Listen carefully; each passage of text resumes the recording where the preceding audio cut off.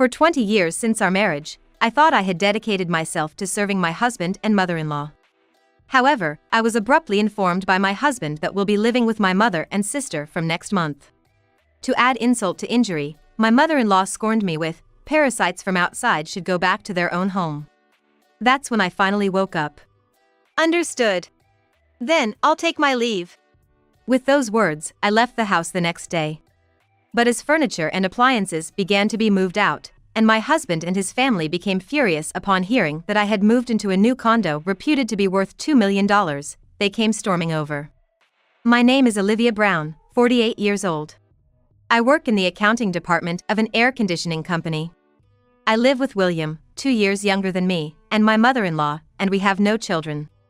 William and I first met when he joined the large real estate development company where I was working. At first, I simply saw him as a modern man, watched by female employees and older male employees alike for his charming looks. But for some reason, William said to me, "Other accountants seem a bit standoffish, but you, Olivia, have a warmth about you, true to your name." He started handing almost all his paperwork to me. However, whether due to his naturally clumsy nature or carefreeness, I often ended up working overtime to correct his paperwork mistakes and last-minute submissions, despite his immediate apologies. Smart, or should I say, quite sly. Though I maintained a pleasant facade, inwardly I felt bitter each time. Yet, when he noticed I was struggling with the office supplies, he would bring me stationery he recommended, making it hard to see his actions as mere flattery. Eventually, I found myself cleaning up after William, wondering if I was also being won over. Our relationship took a significant leap when I fell ill on the commuter train. Perhaps due to the busy season's late hours, I couldn't bear the rush hour crowd and started feeling dizzy. Managing to make it to the company's nearest station, I collapsed on a bench, unable to move, fighting off nausea. Noticing my condition, William ignored my protests about staining his suit and, following the station staff's directions, carried me to the station's medical room. After taking some medicine I had with me, I lay down for a while. Eventually, the dizziness subsided, and after contacting my company again, my supervisor instructed me to go home. Despite my refusal, William was ordered to make sure I got home safely, and I ended up accepting his escort. The next day, after apologizing to my boss and colleagues, I visited William in the sales department to explain and apologize to his supervisor. "I caused you a lot of trouble, and I'd like to do something to thank you." Well then, how about you treat me to dinner this Friday? It's just before payday, and I'm kinda short on cash. William's unreserved request made me burst out laughing as I agreed. I had intended it to be a one-time meal, but now that I've gotten my paycheck, "Let me treat you today as a thank you," he said. This pattern of thanking each other over and over somehow led to us being regarded as a couple by those around us. But I was the only one who panicked and tried to deny it. William was nonchalant about it. "Hey, there's no need to get so worked up denying it. I don't mind," he said, and just like that, we were treated as an official couple. 2 years later, when I turned 28, he said, "Maybe it's time we got married. It would probably put everyone at ease." And so, we married. I planned to continue working, but having both of us work at the same company felt awkward, and William wanted me to quit, which I hadn't expected. "You're getting on in years, after all. Wouldn't it be wiser to focus on having children first?" he said, and even my mother-in-law strongly suggested the same, leading me to resign. Moreover, although I had a preference for living areas if we were both working, the conversation about living with William's family came up. William's father had passed away 10 years ago, and since his sister, Mila, married and left home 3 years ago, William and his mother had been living alone. While I expected us to live together eventually since William is the eldest son, the idea of starting right away was daunting. But when it came to William moving out, his mother was vehemently against living separately, fearing she'd be left alone. I was persuaded that it would save on rent, and so we began our life living together at the same time as we got married. Life was peaceful at first. My mother-in-law, a graduate of a prestigious university who married an elite man from her workplace, took pride in Mila, who had also married well. To William, however, she seemed less interested, despite him being her eldest son. Mila, living about 30 minutes away by train in a condo, often begged her mother to help with household chores. "Mom, please come and help. I'm too busy every day to handle the chores." Flattered by her beloved daughter's pleas, my mother-in-law would say, "Honestly, that girl just can't manage without me," and dutifully went to my sister-in-law's condo, taking care of all the household chores like cooking, cleaning, and laundry, almost like a housekeeper, not entirely displeased with the arrangement. But there were times when even my mother-in-law couldn't handle everything alone, or when Mila took a day off to enjoy afternoon tea at a hotel with her, and I would be called upon to help. However, my mother-in-law generally didn't interfere much with William and me, making cohabitation smoother than expected. Considering that, helping out at Mila's occasionally didn't seem like a big deal. But one day, Mila and my mother-in-law planned a one-night trip to a nearby hot spring for rest. They asked me to tidy up Mila's house during their absence. They said it would be bad to inconvenience the husband while they're away, so could you clean and do the laundry, and prepare some meals in advance? After being given a list of detailed instructions, I saw my sister-in-law and mother-in-law off, then used the key they gave me to enter my sister-in-law's condo and started tackling the household chores as I was told. I efficiently completed the cleaning, laundry, and ironing. But when it came time to store the side dishes I had prepared at my in-laws' house in the fridge, I remembered being told, "Make sure to chill my husband's favorite brand of beer. Otherwise, he gets in a bad mood." However, when I checked the fridge, there was not a single beer bottle. Instead, it was filled with mineral water and beauty drinks Mila drinks every night. I should have checked before going shopping, I muttered to myself, but it was too late. Reluctantly, I went to the nearest supermarket, but they didn't carry the specified brand of beer. My brother-in-law's preferred beer was a Belgian brand, not as readily available as domestic brands at any supermarket. Initially, I thought, if this store doesn't have it, another surely will. However, after visiting nearby supermarkets and chain drugstores that also sell food, I couldn't find the specific brand anywhere. At the time, map apps weren't widely used, and I was unfamiliar with the stores around my sister-in-law Mila and Owen's condo area. Despite my rushing around, time passed without success in finding the beer. Resigned, I hailed a taxi to the nearest department store and finally found the beer in the liquor section of its basement. By the time I returned to the condo, it was nearly 5 p.m. Just as I thought to put the beer in the fridge and head home, I saw Owen standing in the living room. "Owen, you're home early." As I said this, I began to tidy up the apron and the bag of food storage containers left on the living room sofa, but then Owen confronted me, asking, "What's all this about?" My wife told me we had hired someone to take care of the house. Owen explained that he had initially wanted to bring his mother from their hometown to live together, considering their full-time work schedules. "Like my wife's family, my father has passed away, and being an only child, my mother has no one else but me. I asked her to live with us in exchange for her help around the house." However, Mila had argued, "Then I want my mother to come and live with us too. It's unfair and dishonest to favor only your mother." Following discussions, they agreed to hire someone for housework, sharing the cost, instead of relying on their parents. But in reality, they had secretly been calling on his mother and me to do the work.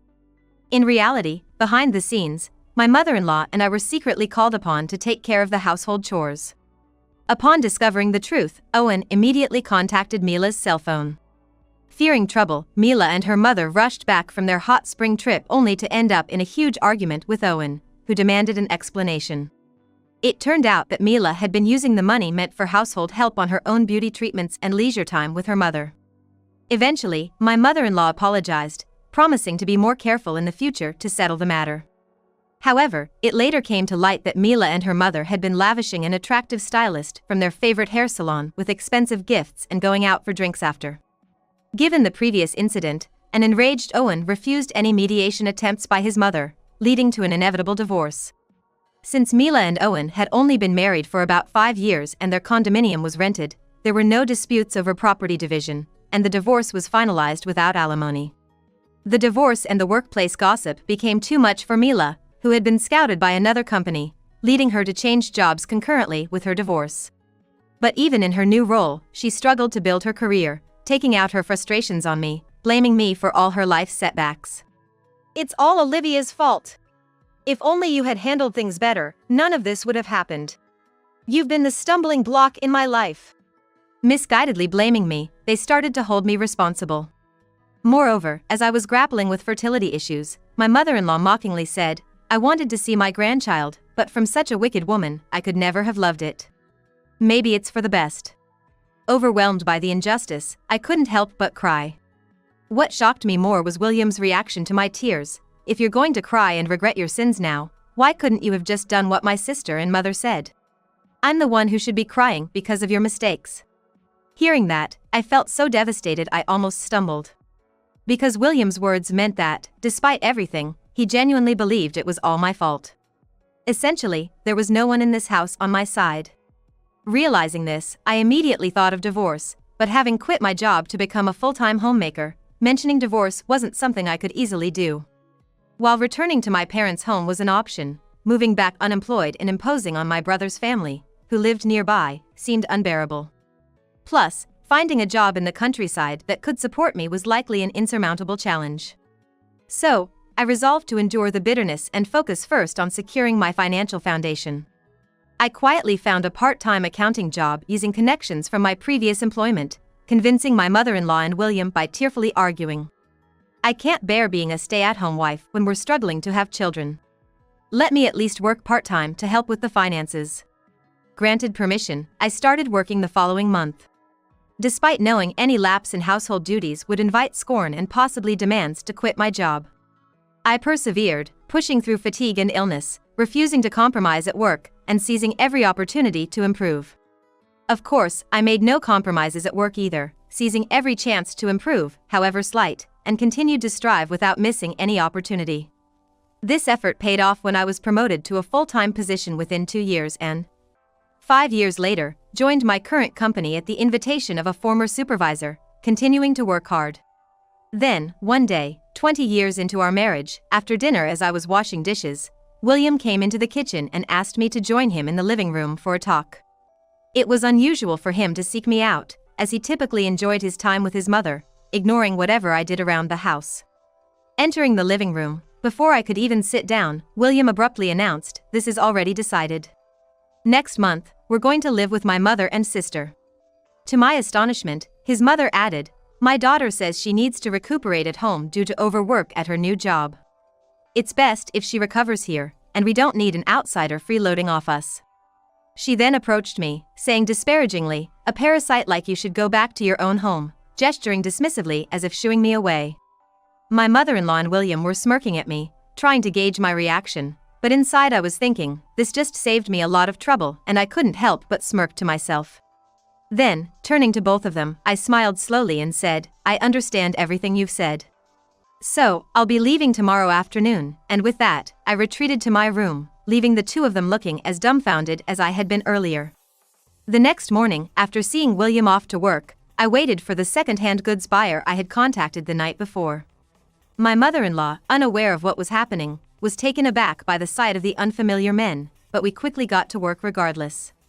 From the kitchen, we started with the refrigerator, oven range, dishwasher, rice cooker, my mother-in-law's favorite soda maker, the dining set, and of course, the IH cooking heater wasn't forgotten. Next in the living room, we listed the TV, air conditioner, the diligently working robot vacuum cleaner, the AI speaker, the off-season hot carpet, and the sofa set for pickup. Then, the fully automatic washing machine, William's room's PC desk and bookshelf, and also the air conditioners, beds, dressers in my mother-in-law and William's rooms were quickly appraised. As the buyer began making a call, my suddenly aware mother-in-law rushed over in a frenzy. "Hey, what do you think you're starting here? Invading people's bedrooms like this?" she scolded in a shrill voice. I calmly responded, "Well, as the so-called parasitic outsider, I thought I'd at least take care of my own possessions before making my exit." Just then, the buyer's reinforcements arrived. In no time, the listed furniture and appliances were being carried out of the house. Overwhelmed by the efficiency of their work, my mother-in-law could only pace around anxiously. After removing all the room's LED lights as a final touch, the workers quickly left. Left behind were only William's PC placed directly on the floor, the bedding for the beds, and a pile of my mother-in-law's cosmetics. My mother-in-law once again snapped, "Wait a minute. You think you can do this and just get away with it?" I simply replied, "The rest will be handled by my lawyer." And with that, I took the carry-on bag I had packed the night before and left my in-laws' house. A week later, William, my mother-in-law, and my sister-in-law Mila, having been contacted by the lawyer I hired, rushed to the lawyer's office on the same day. When I arrived late, I was immediately met with shouts of indignation, calling us here and then showing up late. What a disgraceful woman. But when the lawyer sharply stated, "We did not summon you here. You showed up unannounced immediately after we informed you that future negotiations would go through us," William instantly became subdued. Then, as if seeking revenge for her son, my mother-in-law stepped forward aggressively. "Now that we're face to face, let's talk. After you left like a thief in the night, you surely can't expect to come back unless you're willing to grovel and show remorse." She said all this in one breath, glaring at me. Mila and William were also nodding vigorously beside her. They must think I'll jump at that offer without a second thought. What wishful thinking. At my signal, the lawyer smoothly began. "Of course, Olivia has no intention of returning. The discussion moving forward will revolve around signing the divorce papers, property division, and alimony." The trio, surprised by these words, burst out, "Divorce? Property division and alimony? How dare you," creating an unbearable racket. When things became uncontrollable, the lawyer cleared his throat menacingly to quiet them down. But as I calmly stated, divorce is a settled matter. If you do not agree, we are prepared to go through mediation or even court. They began to raise their voices, about to protest again. However, they quieted down once more when the lawyer cleared his throat again. After some whispered discussions, they reluctantly signed the divorce papers presented to them. However, when the conversation turned to property division and alimony, their attitudes soured again. "Property division? The nerve! You were just leeching off William with your petty part-time earnings. I should be the one receiving alimony for having to deal with such a failure of a wife. I won't pay a dime." They began to hurl insults. That's when I pulled out the last 5 years' household budget and copies of the bank statements I used for managing expenses. Initially, William and my mother-in-law didn't understand what was going on, but as the lawyer explained with the copies in hand, their faces grew pale. It turned out I had been the one covering nearly all living expenses, amounting to about $6,400 a month over the last 5 years. "Impossible. I've been contributing $3,000 a month to our finances." William protested, but against his $3,000, the monthly repayment for his and my mother-in-law's credit cards was nearly the same at $2,840, effectively making his contribution null. Effectively, even though money was deposited from the salary account, it just went in one side and out the other. In exchange, the $6,400 deposited from my salary account was merely covering the remodeling loan, William and the mother-in-law's credit card loans, groceries, utilities, and all appliance loans. For the past 5 years since Olivia took the position of accounting manager at her current company, she has been redirecting almost all of her income to the household expenses. The total amount comes to about $380,000. To call someone who has contributed so much a parasite, isn't that quite the treatment?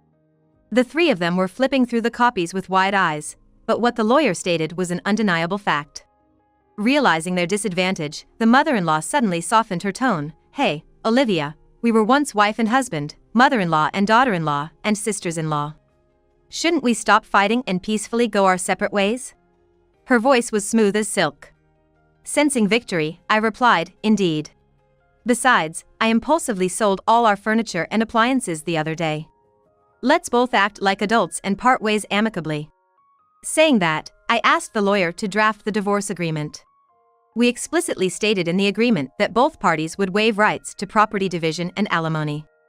Additionally, to ensure everything was ironclad, we went to a notary office to have the agreement officially notarized, then parted ways with a handshake, ending our 20-year marriage. However, that wasn't the end of the story.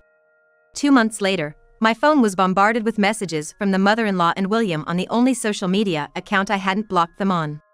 Initially, I ignored them, but the incessant notifications became unbearably annoying. Hearing they were even showing up at the lawyer's office demanding to see me, I decided to meet them one last time to officially end this chapter.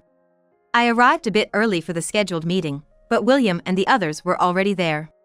Seemingly more agitated and poorly dressed than before. Upon seeing me, William immediately barked, "Is it true you bought that luxury apartment by the station that costs over $1 million? I did choose a property not affiliated with William's company, but as they say, a snake always finds its path. They must have heard about it from somewhere." And then the mother-in-law also raises her voice in anger, supporting William.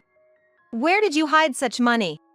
If it's property acquired during the marriage, it's supposed to be communal property, you cheater. Good grief, what a noise. I reminded the two, who were agitated, of the existence of the notarized documents stating that we had mutually agreed to renounce our property division.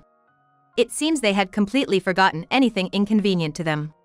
William and my mother-in-law turned pale momentarily but quickly recovered and started barking again. That's the same as being deceived. The one who hid it is to blame, obviously. This time, my lawyer took over and crisply explained, the funds used to purchase the apartment Olivia bought came from the capital gains realized by exercising the stock options she received upon joining her current company. These were gratuitous stock options and do not fall under securities that could be divided as marital property. If you still wish to claim rights, we'll see you in court. However, my mother-in-law still aggressively said, "Oh really?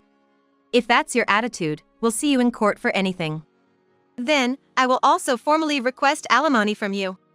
Considering how openly you were searching for a new spouse even before our divorce was finalized, the psychological damage was significant. This statement visibly paled my mother-in-law. Turning to my sister-in-law, who sat dumbfounded beside my mother-in-law, I stated firmly, "Of course, I'll also be claiming compensation for the mental anguish you've caused me. After your divorce, the barrage of insults and harassment you've directed at me has been thoroughly documented." As I laid out a voice recorder, USB drives, and printed screenshots of messages, my sister-in-law's face turned a ghastly pale.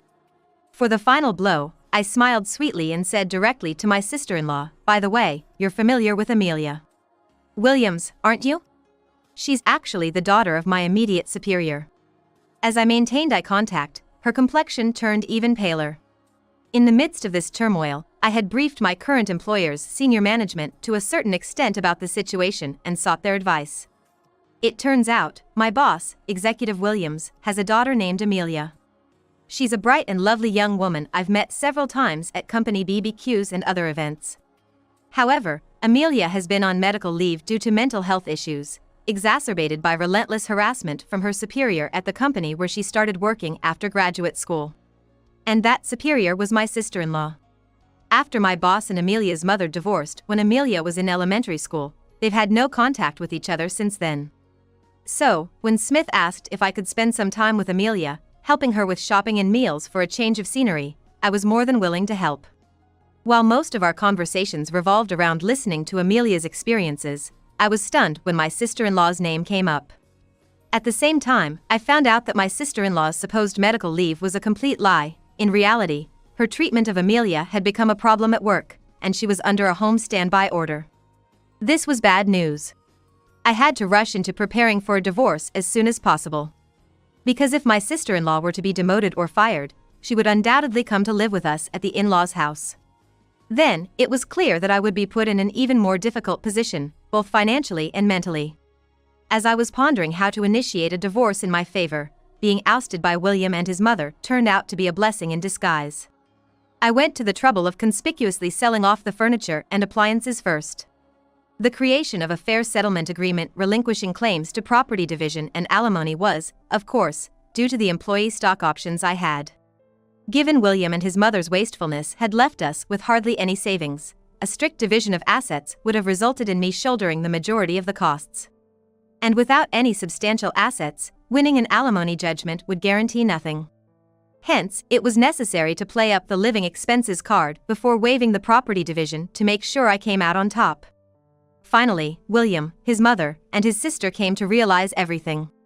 The foolish trio, who thought they could continue their lives as usual without me, the parasite, and not need anything else, trudged away with their shoulders slumped. The downfall of the three of them afterward was severe. Following my eviction, the mother wasted no time in spreading word among friends, relatives, and even mere acquaintances that despite not showing us our grandchild's face, she insists on working part-time. I'm determined to cut ties with such a daughter-in-law and my son. She didn't stop there but also hinted, "So, if you happen to know any suitable young ladies, I'd very much like to arrange a meeting for my son." Of course, among those approached, people with good sense reportedly sneered behind the mother-in-law's back, saying, "Even so, looking for the next partner before even divorcing the current wife? Isn't that absurdly out of touch?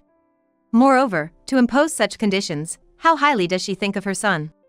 The conditions that the mother-in-law set for William's ideal wife were outrageous. Firstly, she must be in her early 20s. Anyone older would have too much of society's stench on them, starting all that nonsense about equality in marriage, right? She supposedly blurted out. This alone was shocking enough, but the mother-in-law's rampage didn't stop there. Of course, she'll have to sever ties with her own family, but before that, we'll need a pre-transfer of inheritance, so some wealth and financial power are necessary. And, can she be checked by a doctor beforehand to ensure she can bear children? She went on, causing listeners to recoil in horror. And without noticing the cold stares around her, she concluded with, and naturally, being tall, stylish, and beautiful is a given, so please take care of that. Not surprisingly, no suitors came calling to the mother-in-law's door, and out of desperation, she bombarded people with calls and messages asking for matrimonial prospects. But she was either politely refused with "unfortunately, we don't know anyone who meets those criteria," or simply ignored. Eventually, as the saga of the divorce spread from relatives to friends and neighbors, they became the subject of whispers, labeled as the shameful mother and son. Having behaved arrogantly until then, the harsh judgment they now faced was too much to bear, leading to them shutting themselves in at home, avoiding the outside world. From inside their house, the mother-in-law's screams, shouts, and the sound of breaking dishes started to be heard frequently, becoming the subject of gossip. Previously, whenever frustrated, the mother-in-law would take it out on Olivia or dissipate it through wasteful spending. Now, without Olivia as a scapegoat and unable to indulge in shopping or short trips for stress relief, she might be lashing out at home. Meanwhile, William had been dumping all household financial responsibilities on me since we got married. He seemed to have no clue about managing finances. Even after the lawyer explained it clearly, he arrogantly assumed, if she could come up with the living expenses, then I can easily do it too if I set my mind to it. However, my mother-in-law and sister-in-law, who were supposed to take over the household chores for me, just abandoned everything, finding it too bothersome. Meals were all either delivery or ready-made from the department store's basement, and they only relied on housekeeping services for cleaning and laundry. Everything else was just as you'd expect, leading to a financial breakdown in just 2 months.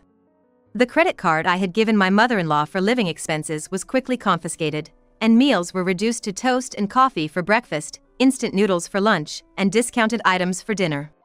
Laundry was done all at once only when they ran out of clothes to wear, and cleaning was done only where it was visible. It's likely that the consequences of a nutritionally unbalanced and unsanitary lifestyle caught up with him. William, who was once praised for looking younger than his age, gained an unhealthy amount of weight, his skin broke out, and his hair became greasy, losing his once handsome aura. Apparently, he became unsuitable for his client-facing sales role due to his uncleanliness, leading to a barrage of complaints from clients. As a result, he was moved to a back-office job, his salary was cut, and he started sending emails and calls to the lawyer saying, "I've seen the light. I was deceived by my mother and sister. I want to cut ties with those toxic relatives and start over." But as per our previous agreement, the lawyer firmly refused any communication, warning that any attempt to approach my workplace or new home would be reported to the police, effectively ending any further contact. Amelia, the other key player in this saga, was furious upon hearing everything from me, exclaiming, "What is that all about? I thought Mila might have learned something from our situation." Blaming her divorce on Olivia and continuing such harassment, she really is that kind of person at heart.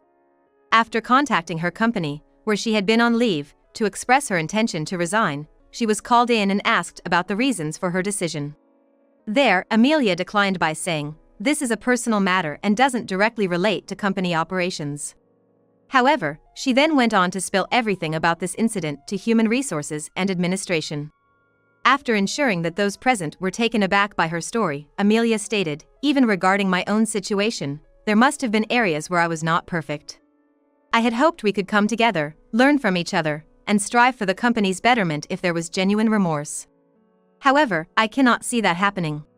She firmly declared this before submitting her resignation, adding, "Working under her again would be a mental health hazard for me." Amelia smoothly transitioned into resignation. She was able to find a new job at a competing company that allowed her to work remotely until she fully recovered. Inside her former company, everyone was reportedly shocked to learn that Amelia, who had been on leave, suddenly resigned. Rumors circulated that the reason for her resignation was the continuation of Mila's harassment even outside the company, leading to an uncontrollable situation.